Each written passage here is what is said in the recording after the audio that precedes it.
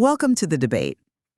When a machine only uses a fraction of its capacity before it just stalls out, we don't usually blame the fuel for being lazy.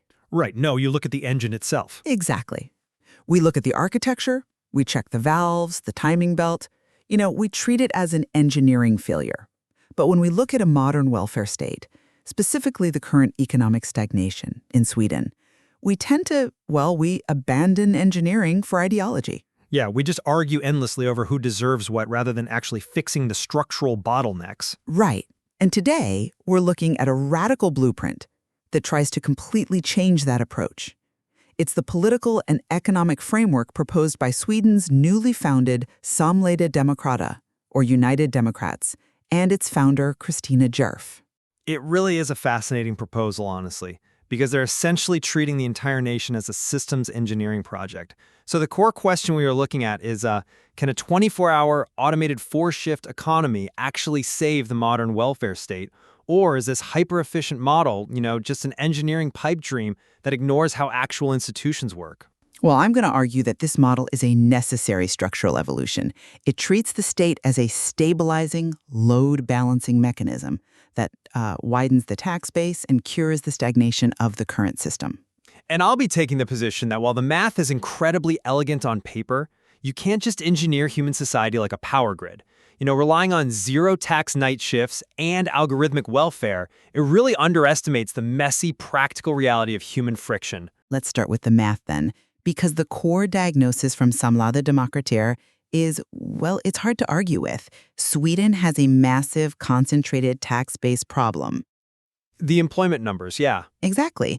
You have roughly 1.5 million private sector workers funding a system that supports 1.4 million public sector workers, plus hundreds of thousands on welfare.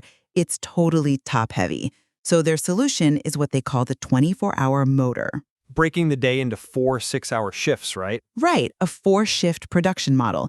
If you run infrastructure and industry 24/7, you eliminate bottlenecks. Think about rush hour traffic or supply chain lags. Gone.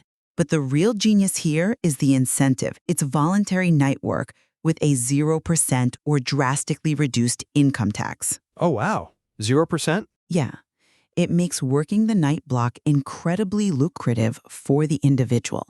And it allows companies to run their machines, 168 hours a week without taking on new debt to expand their real estate. Okay, but if you look at the macroeconomic math, and this is where I get skeptical, I know anyone listening right now is probably wondering the exact same thing. If we untax the night shifts to incentivize workers, does the increased corporate productivity actually offset the massive loss of income tax revenue? I mean, the state still needs to pay for hospitals. It absolutely does, and here is why. Think about it like a restaurant turning tables. If a restaurant stays open 24 hours, they don't need to charge $50 for a burger just to make rent. Because the volume makes up the difference. Exactly. They charge $10 because they're selling 5 times as many burgers. The state makes its money on the sheer volume of corporate success and output, not by squeezing the individual worker with high income taxes. I come at it from a different way, though.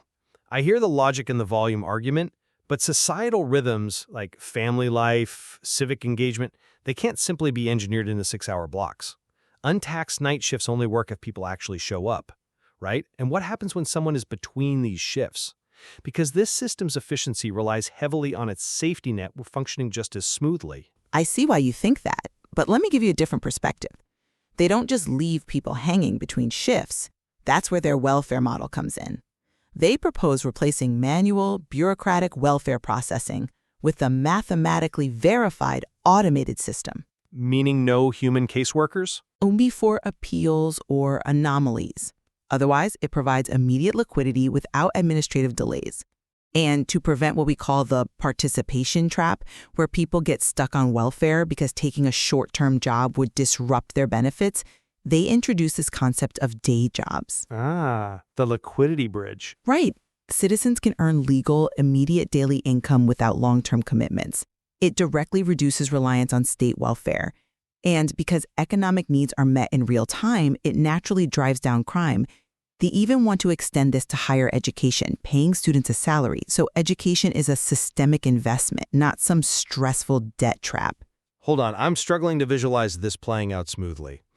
While immediate cash sounds ideal, relying heavily on day jobs sounds a lot like, the ultimate gigification of the safety net. How so? Well, you're potentially replacing stable long-term employment with a precarious, daily scramble for work. You know, the Swedish model was built on collective bargaining. It was built on stability.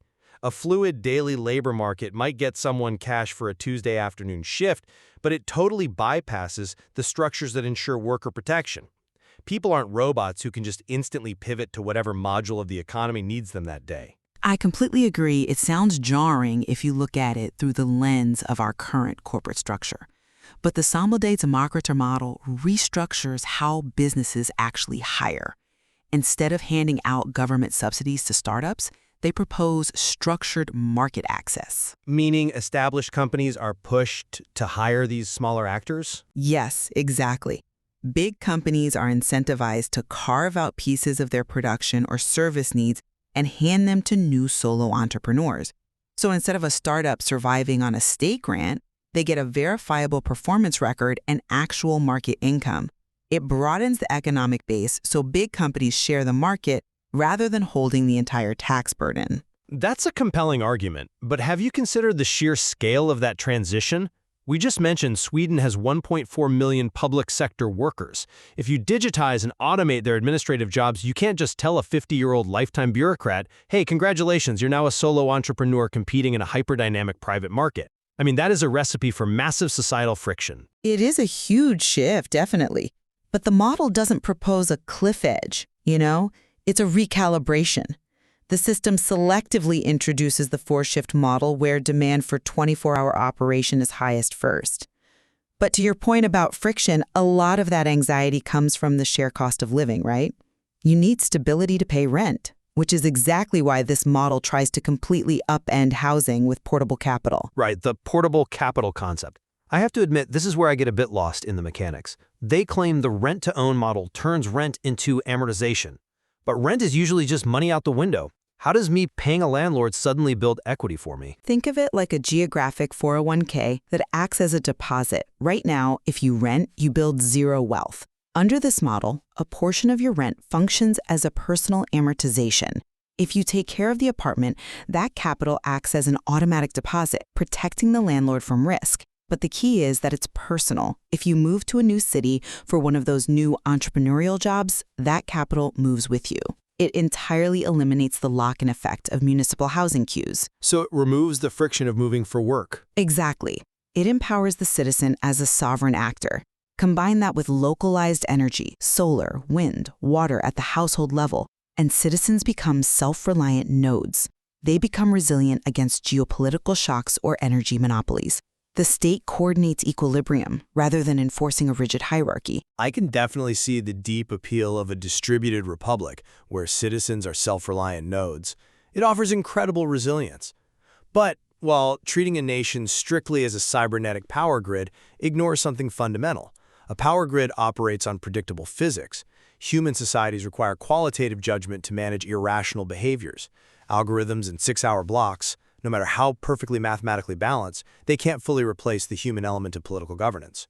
That is a very fair critique. To summarize my side, I think the Samlade Demokrater model offers a brilliant systems-level blueprint to break the stagnation we're seeing. It replaces a narrow, overburdened tax base with a broad, 24-hour, decentralized equilibrium that actually rewards participation. And my takeaway is that while their diagnosis of Sweden's structural bottlenecks is razor-sharp, maybe unmatched in its clarity, the proposed remedies rely on flawless algorithmic automation and frictionless labor transitions. When you apply those mechanisms to deeply entrenched human institutions, you are going to face severe turbulence.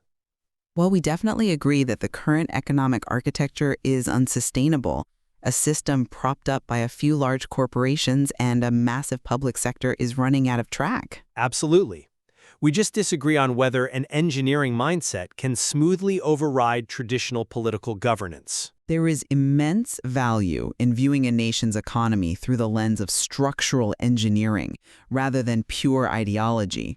The proposals from Samlade Demokrater pose some really profound questions about the future of the welfare state. We highly encourage everyone to dive into the concepts and decide for themselves, because if we want the societal engine to run at full capacity, we have to ask if we're willing to redesign the machine from the ground up.